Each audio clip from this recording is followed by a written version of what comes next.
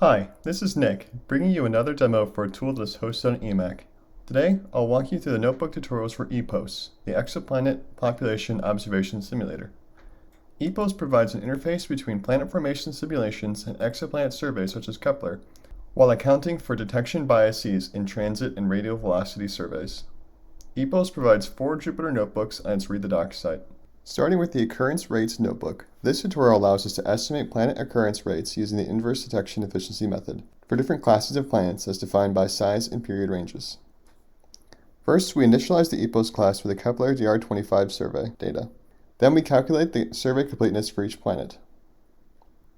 Next, we define the period and radius bins to calculate the occurrence rates for hot Jupiters, super-Earths, and mini Neptunes.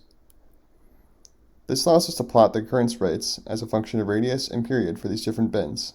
It also shows us that there are many more super-Earths and mini Neptunes than hot Jupiters in this survey data.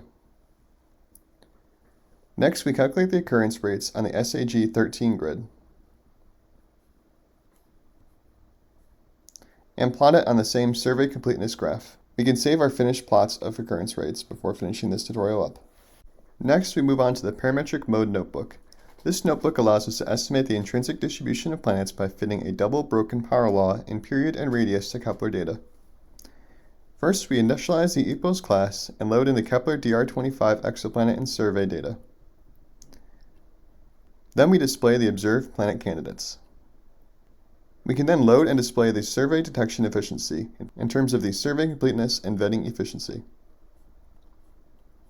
Next, we define the function that describes the intrinsic planet population.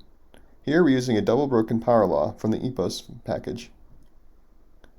There are 8 parameters here, 6 of which we have to initialize ourselves. Next, we show the initial distribution of planets. And then we can generate a simulated planet population with the initial guess and compare it to the Kepler data.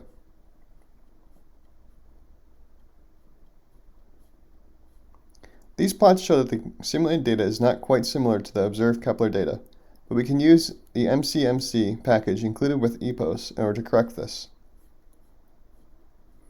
After running MC, the simulated data matches the observed data much more closely. We can look at the posterior distributions produced by the MC routine, and then compare them to the planet occurrence rates.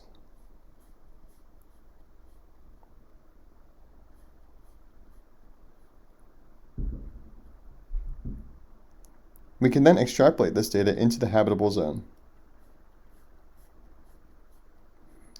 and visualize this distribution. Next, we'll look at the Multiplanet mode notebook. This notebook shows us how to estimate the intrinsic distribution in planetary systems by fitting a population of multi-planet systems to Kepler data. Again, we begin by initializing the EPOS class and reading in the Kepler DR25 exoplanet and survey efficiency data. Next, we define the function that's going to describe the intrinsic planetary population. Again, we're using a double broken power law from the EPOS package. This function takes 8 parameters, 6 of which are free, as well as a normalization parameter. We define those parameters here, as well as the ranges of the observations. Next, we show the interplanet distribution, and then define the locations of additional planets in the system. We're using 10 planets per system here. We then define the mutual inclinations and the fraction of systems with high mutual inclinations, and we add a dispersion to the radii of planets in each system. Next, we generate an observable planet population with an initial guess and compare it to Kepler data. This plot shows the simulated detections, and these ones show the detectable planet architectures compared to the initial distributions. Again, the simulated distributions are a bit different than the observed, so we can use the MC package in order to correct this.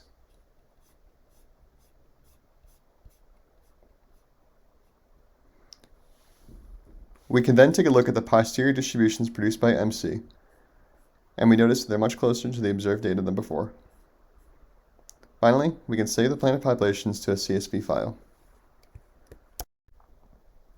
The last tutorial notebook offered by EPOS shows us how to work with different exoplanet surveys. Here, we'll generate a mock exoplanet catalog as well as mock survey detection efficiencies. Again, we begin by initializing the EPOS class. We then generate a mock exoplanet catalog with 131 planets and a survey of 18,000 stars. We then load this into EPOS and plot the distributions of these surveys. We then generate the mock detection efficiency